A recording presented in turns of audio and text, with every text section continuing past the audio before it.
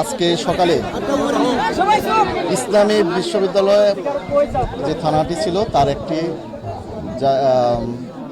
জাউদিয়া ক্যাম্পে জাউদিয়া থানা হিসাবে যে অনুমোদন হয়েছিল তার বাস্তবায়নের জন্য এই এলাকার বিভিন্ন অঞ্চলের মানুষজন রাস্তা অবরোধ করেছেন।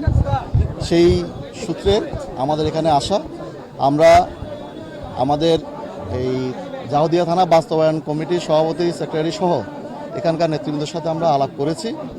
আলাপ করার পর আমরা এই বিষয়গুলো আজকে থেকে শুরু করে যে সময়টা আমরা পেয়েছি এবং অবকাঠামোগত সুবিধা সহ বিভিন্ন ধরনের যে তথ্যগুলো আমরা আমাদের ঊর্ধ্বতন কর্তৃপক্ষ বরাবর আমরা পাঠিয়েছি, ঊর্ধ্বতন কর্তৃপক্ষ বরাবর পাঠানোর পরে আজকের যে সমস্যা সেটিও আমরা জানিয়েছি। জানানোর পরে সকলের সাথে কথা বলে আমরা একটা সিদ্ধান্ত নিয়েছি যে আগামী 10 তারিখ আমাদের আগামী সোমবার থানা বাস্তবায়ন কমিটির একটি স্বল্প পরিসরের প্রতিনিধি দল পুলিশ সুপার মহোদয়ের সাথে একটি অফিসিয়াল মিটিং করে আমাদের যে প্রক্রিয়া সেই প্রক্রিয়াগুলো শুরু করার আমরা আশা করি করতে পারবো।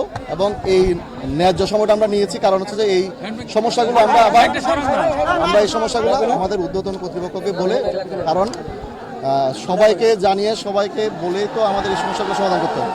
তো আমরা আশা করি এই একটা প্রক্রিয়ার মধ্যে ওনাদের যে দাবি সেই দাবির একটি সমাধান হবে বলে আমরা আশা করতে চাই। আমাদেরকে আশ্বস্ত করেছে আগামী 10 তারিখে ওনাদের এসপি মহোদয়ের দপ্তরে বসার জন্য আহ্বান করেছে। সেখানে বসে আমরা একটা থানা কিভাবে স্থানান্তর হবে সেই ব্যাপারে ডিসিশন নেব এবং ওনারা সেই ডিসিশনের আশাবাদ ব্যক্ত করেছে।